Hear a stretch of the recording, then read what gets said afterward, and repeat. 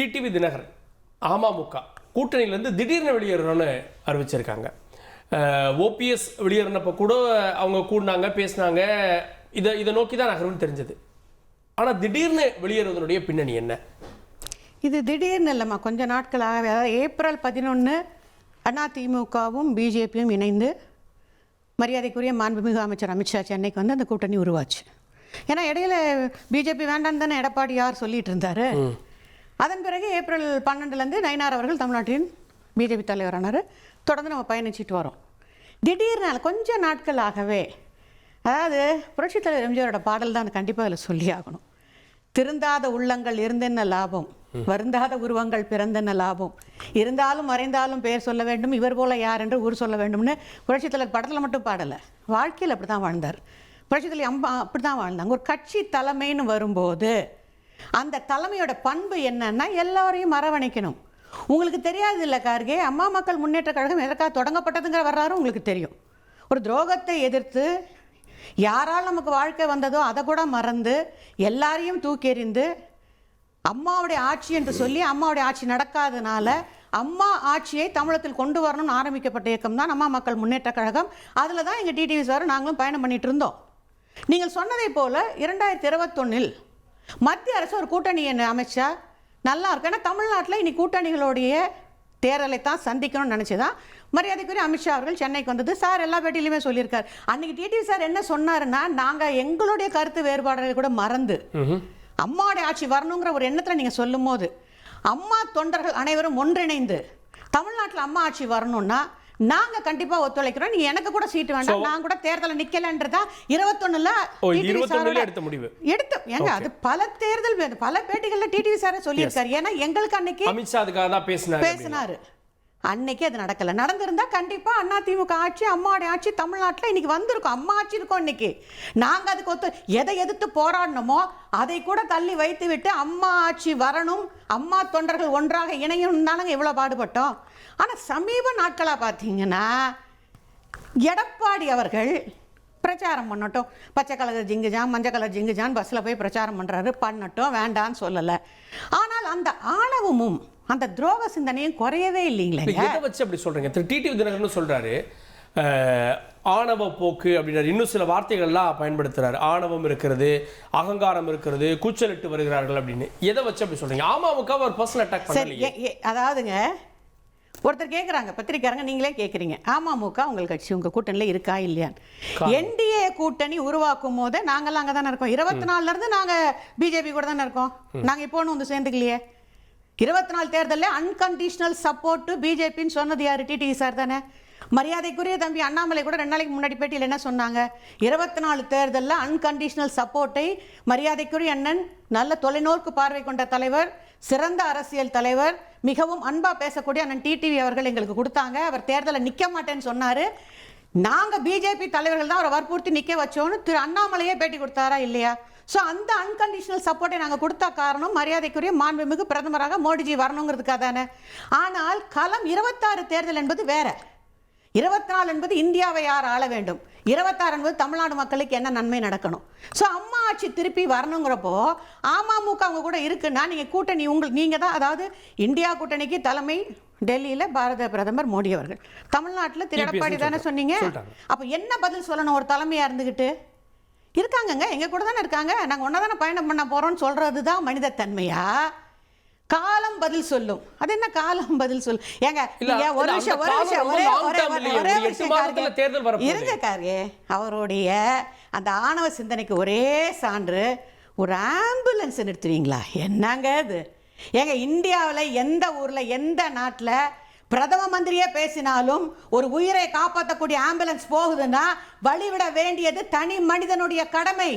நீங்க யாரு? நீங்க வந்து முன்னாள் அது ஒரு ஆம்புலன்ஸ் இல்ல, கிட்டத்தட்ட 40 இருங்க, அதெல்லாம் நம்ம பார்க்கலைங்க. இவர் சொல்றத வச்சு நம்ம முடிவுக்கு வர முடியாது. 40 ஆம்புலன்ஸ் போனாலும் வழி விடணுங்க. என்னோட கேள்வி, இபிஎஸ் தான் முதலமைச்சர் வேட்பாளர். இதை முடிச்சிடறேன். அமித்ஷா சொல்லிட்டாரு. இதை முடிச்சிடறேன். அமித்ஷா சொல்லவே இல்லை சகோதரர். என்டிஏ கூட்டணி தலைவர் அப்படின்னு தான் சொன்னாரே தவிர, நீங்கள் அமித்ஷாஜியோட பேட்டி, அவர் ஆங்கில பேட்டியாக இருந்தாலும் சரி, தமிழ்நாட்டில் பேசும்போதும் சரி, சென்னையில் பேசும்போதும் சரி, சிஎம் கேண்டிடேட் எடப்பாடி பழனிசாமி என்று எங்கே சொல்லி இருக்கிறார் மரியாதைக்குரிய அமித்ஷா? இல்ல, தமிழ்நாட்டில் இந்த கூட்டணி இபிஎஸ் தலைமையில கூட்டணி தலைவர்னு தான் சொன்னாரே தவிர சிஎம் கேண்டிடேட் இவர் தான், சிஎம் இவர் தான் பேசல. ஒன்று. ரெண்டாவது, நான் ஏன் இந்த ஆம்புலன்ஸ் மட்டும் சொல்ல வரேன்னா, நீங்க ஒரு முட்டி போட்டு வரலாறு படிச்ச முதலமைச்சராக இருந்தவர். அது சொல்லிதாங்க ஆகணும். மகாபாரதம்னா சகுனியை பற்றி பேசணும், ராமாயணம்னா கூனியை பற்றி பேசணும், ஜூலியஸ் சீசர்னா யூடியூப் ப்ரூட்டஸை பேசணும். ஆனீங்கல்ல, முன்னாள் முதலமைச்சர்னே வச்சுக்கோங்கப்பா. முன்னாள் முதலமைச்சர், இந்நாள் எதிர்கட்சி தலைவர். நான் ஆம்புலன்ஸ்காரனே அடித்து உன்னையே நான் வந்து பேஷண்ட் ஆக்கிடுவேன். நான் எப்படி ஒரு கட்சிக்கு தலைமையாக இருப்பீங்க? உங்கள் ஆட்களை வச்சு அன்றைக்கி ஆம்புலன்ஸ் போகும்போதெல்லாம் பேஷண்ட்டோட போகுமா? எங்கள் பேஷண்ட்டை கூப்பிட போகிற கடமையும் ஆம்புலன்ஸ்க்கு இருக்குங்க. உங்கள் கிட்ட இருக்க ஆளுங்களை வச்சு அந்த ஆம்புலன்ஸ் அடிச்சு நொறுக்கிறவர் என்னைக்குங்க திருந்த போகிறாரு? இது அகம்பாவம் இல்லையா? ஆணவம் இல்லையா? அதிகாரம் இல்லையா? இபிஎஸ் உடைய பேச்சு தான் அவரால் அரவணைத்து போகக்கூடிய இடத்தில் அவர் இருக்கல. தலைமைக்கு பண்பான இடத்தில் அவர் இருக்கவில்லை. அரவணைத்து போகவில்லை என்றால் இனி வருங்காலத்தில் அதிமுக என்ற ஒரு இயக்கத்தை அழித்து விட்டு தான் ஒரு வேலை பார்ப்பேன்னா நாங்கள் ஒன்றும் பண்ண முடியாது. கேட்போம். தொடர்ந்து நம்முடைய கொங்கு இளைஞர் பேரவையினுடைய முன்னாள் சட்டமன்ற உறுப்பினர் திரு தனியரசு இணைந்திருக்க நிகழ்ச்சிக்கு அவரை வரவேற்க நான் திரும்ப வரேன். திரு தனியரசு, திரு பொங்கலூர் மணிகண்டன், கூட்டணி உருவாகிவிட்டது. ஆனால் அந்த கூட்டணியில் அதிமுக மட்டும்தான் இருக்கணும்னு இபிஎஸ் நினைக்கிறாரா? ஒவ்வொருத்தரா வெளியேறாங்க. இப்போ சிஆர் சரஸ்வதி சொன்ன குற்றச்சாட்டை கேட்டிருப்பீங்க. அமித்ஷா கூட்டணியை உருவாக்கின பிறகும் அதுல யாரையும் கமிட் பண்ணாம இருக்காருன்னா என்ன நோக்கம் அப்படின்னு கேட்கிறாங்க. அனைத்து இந்திய அண்ணா திராவிட முன்னேற்ற கழகம், எம்ஜிஆர் அவரும் சரி, அம்மா அவரும் சரி, எந்த நோக்கத்திற்காக இந்த நாட்டில் பயணித்தார்களோ அந்த பயணத்திலிருந்து இம்மளவு மாறாமல் திமுக என்கிற ஒரு தீய சக்தியை வேரோடும் வேரடி மண்ணோடும் அகற்றுக்கான அந்த பிரச்சார யுக்தியை கையாள்கிறது. இப்போ மாண்புமிகு ஐயா எடப்பாடி அவர்கள் ஒவ்வொரு தொகுதியா போறார். 100க்கும் மேற்பட்ட தொகுதியில் கடந்து வர்றார். லட்சக்கணக்கான மக்களை சந்திக்கிறார். இப்போ திமுகவை வீழ்த்த வேண்டும் என்கிற ஒற்றை இலக்கில் பயணிக்கிற போது தனித்த வார்த்தைகளை, தேவையில்லாத வார்த்தைகளை பயன்படுத்தினா நான் அதை பயன்படுத்த விரும்பல. ஏன்னா மக்கள் பார்த்துட்டு இருக்காங்க. நமக்கு இதெல்லாம் முக்கியமா இல்ல. இப்போ மக்கள் சொல்லனா துயரத்தில் ஆழ்ந்திருக்கிற நேரத்தில் அவர்களுக்கு ஒரு நிச்சயமாக ஒரு புதிய ஒரு மறுமலர்ச்சியை உருவாக்க வேண்டியது மாற்று சிந்தனை உள்ள யாராக இருந்தாலும் அதை ஏத்துக்குவாங்க. அதிமுக தான் மிகப்பெரிய இயக்கம். அந்த இயக்கத்தால் தான் முடியும். அந்த பணியை செய்யறார். எனவே இதை செய்ய போது கடந்த தேர்தலில் நம்மெல்லாம் எதிரணியாக பயணித்தாலும் கூட திமுகவை அகற்ற நோக்கத்தில் பாஜகவும் முன்வருகிறது. எனவே ஒன்றாக பயணித்து செயல்படுவோம் என்று அமித்ஷா முடிவு எடுத்து பேசுகிறார். எல்லாம் ஒத்து போறாங்க, கூட்டணி அமைகிறது. அப்போ இந்த கூட்டணிக்குள்ள அங்கே பயணிக்கிறவர்கள் எல்லோரையுமே பாஜகவும் தங்களோடு பயணிக்க எங்களோடு இருக்காங்கன்னு சொல்லி கொண்டு வராங்க. இதுல எந்த சுணக்கும் யாருக்கும் இல்லை. இதுல நாம் அவசரப்பட்டு யாரும் பேசி முடிவெடுப்பதில் எந்த பயனுமே கிடையாது. நீங்க வெற்றியை மட்டும்தான் இலக்காக கொள்ள வேண்டும் மாட்டுக்கிறதே இல்லை. அதிமுக அம்மா மறைக்கு பிறகு எவ்வளவு சோதனைகளை சந்திக்கும் தெரியும். சோதனைக்கான காரணங்களையும் ஆய்வோம். இத்தனையும் தாண்டி ஒரு இயக்கம் இன்றைக்கும் நிலைபெற்றிருக்கிறது சொன்னால் அந்த ஒற்றை தலைவர் தான் காரணம். இது எல்லா மக்களுக்கும் கட்சி தொண்டருக்கும் தெரியும்.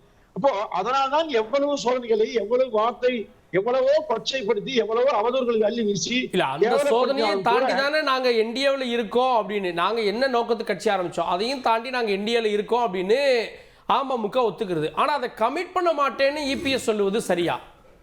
இல்ல, நீங்க அதிமுக யாரையும் வெளியேற்ற முயற்சியில் ஈடுபடும் ஒவ்வொருடைய நோக்கம் தெரியும். இப்போ திமுகவை வீழ்த்துவது திமுகவுக்கு அதிமுக தெரியும், அதிமுக திமுக தெரியும். இந்த இலக்கு மாற்றமே இருக்காது. அப்போ அதிமுகவை அழைக்க வேண்டும் என்று முனைந்தவர்கள், அதிமுக அழைக்க முயற்சிப்பவர்களும் உண்டு. ஆனா அதையும் கூட மறந்து நாம் திமுகவை வீழ்த்துகிறோம் என்கிற பாதையில பயணிப்பதை யாரும் மறுக்கல, யாரும் ஒதுக்க நினைக்கல.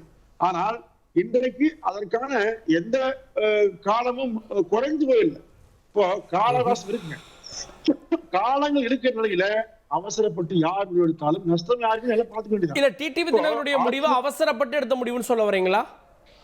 இல்ல, நான் நினைக்கிறேன்னா எந்த நோக்கத்திற்காக பண்றான்னு தெரியல. இப்போ தமிழ்நாடு முழுவதும் கிட்டத்தட்ட 1 கோடி பேரை தாண்டி சந்திச்சிருக்கிறார் அதிமுக பொதுச்சாளர். திமுகவுக்கு மிகப்பெரிய அச்சம் உருவாயிருக்கிறது. அதற்காக திமுக பல யுக்திகள் கையாள்கிறது. பல வகையில உளவுத்துறையை பயன்படுத்தி எத்தனையோ சூழ்ச்சிகளை கையாண்டே வருது. அது நீங்க ஆம்புலன்ஸ்ல இருந்து கார் அணிவிப்பில் இருந்து எல்லாத்தையுமே செய்கிறது. இதையெல்லாம் கடந்துதான் உணர்ந்துதான் அதிமுக பயணிக்கிறது. ஏன்னா அந்த திமுகவுடைய சூழ்ச்சியை அது எம்ஜிஆரும் சரி, அம்மாவும் சரி கடந்த காலங்களில் எப்படியெல்லாம் முறியடிச்சாலும் தெரியும்.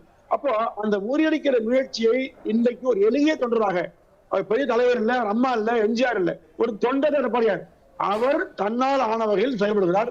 எனவே இதற்கிடையில் வரக்கூடிய குறுக்கீடுகளை எல்லாம் தகர்ப்பதுதான் வழியே திமுக சொல்றேன். அப்போ இப்படிப்பட்ட நிலை இருக்கிற போது நாம் நம்முடைய பயணத்தை நிச்சயமாக சரிபடுத்த வேண்டும். பாஜக பார்த்துக்கணும்னு சொல்லுங்க. இப்போ பாஜக எடுக்கிற முடிவை அதிமுக ஏற்றுக்கொண்டிருக்கிறது. இப்போ நீங்க பல கட்சியில் பாஜக இருந்தாங்க, அவரெல்லாம் பாஜக நிச்சயமாக சரிபடுத்த பாஜக இருக்குங்க. எனவே இதுல இந்த மாதிரியான புதிய கருத்து எல்லாம் பேச அவசியம் அதிமுக இல்ல. ஓகே, கேட்பேன் சிஆர். ரொம்ப முன்கூட்டியே ஒரு முடிவு எடுத்துட்டாரோ, ஏன்னா காலம் இன்னும் இருக்கு அப்படின்லாம் அவசரப்பட்டு முடிவு எடுத்துட்டாங்கலாம் சொல்றாரு. இல்லைங்க, அதாவது ஒருத்தர் அரசியல் அனுபவம் நிறைய உண்டு டிடிவி சாருக்கு. ஏன்னா அம்மாவோட பள்ளிக்கூடத்தில் பாடம் படித்தவர்.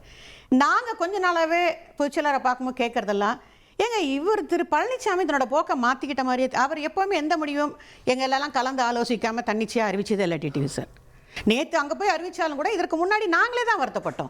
ஏங்க ஒரு அமமுக கூட்டணியில் இருக்குன்னு சொல்கிறதுல அவருக்கு என்னங்க கஷ்டம் இருக்குதானே? நாங்கள் அதிமுக கூட்டணியில் இல்லையே, என்டிஏ கூட்டணியில் தானே இருக்கோம், பாரதிய ஜனதா கூட்டணியில் தானே இருக்கோம். என்டிஏ தலைமையில் தான் அதிமுகவும் இருக்கு, நாங்களும் இருக்கோம்.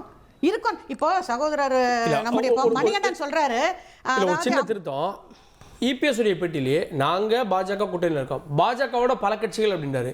அந்த பாஜகவோட பல கட்சிகள் உங்களை கன்சிடர் பண்ணுவீங்களா இல்லையா? இருக்கிற கட்சி நீங்க என்ன, எடப்பாடி டிடிவி சார் தெரியாதா? டிடிவி சார் புதுசா பாக்குறாரா? வரலாறுலாம் சொல்ல ஆரம்பிச்சா நிறைய சொல்லலாம். இல்லங்க, பாஜகவோட பல கட்சிகள்னா கடந்த முறை என்டிஏல இருந்தவங்க தான பொருள். அது பல கட்சிகள்னு சொல்ல வேண்டிய அவசியம் இல்லைங்க. இந்த கட்சியில எங்க கூட பயணிக்குதுன்னு சொல்றதுல அவருக்கு என்ன கஷ்டம்? அமமுகவை இருக்கிறது எங்க கூட தான் பயணிக்கிறாங்கன்னு சொல்றதுல அவருக்கு என்ன கஷ்டம்? ஒரு விஷயம் சகோதரர் மணிகண்டன் சொன்னார், அம்மா வழியில் கட்சியை வழி நடத்துறாருன்னு. அம்மா தோல்வியை சந்திக்காதவங்க அம்மா ஒரு தோல்வியை அம்மா சந்திச்சால் 100 வெற்றியை பெறுவாங்க.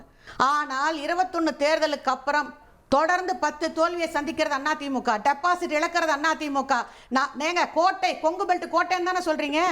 ஏங்க நாடாளுமன்றத்தில் கோயம்புத்தூர்ல இருந்து, திருப்பூர்ல இருந்து, நாமக்கல்ல இருந்து, ஈரோட்ல இருந்து அந்த ஒரு எம்பி கூட உங்க கோட்டையில ஜெயிக்க முடியல. 4வது இடத்துக்கு போறீங்க, டெபாசிட் இழக்கிறீங்க. ஏன்னா நீங்க தொண்டர்களையும் அரவணைச்சு போல, உங்க கூட இருக்கவங்களையும் அரவணைச்சு போல, நீங்க தன்னை தவிர யாருமே இல்லைன்னு நினைச்சீங்கன்னா பாதாளத்துக்கு போயிருக்கு அதிமுக.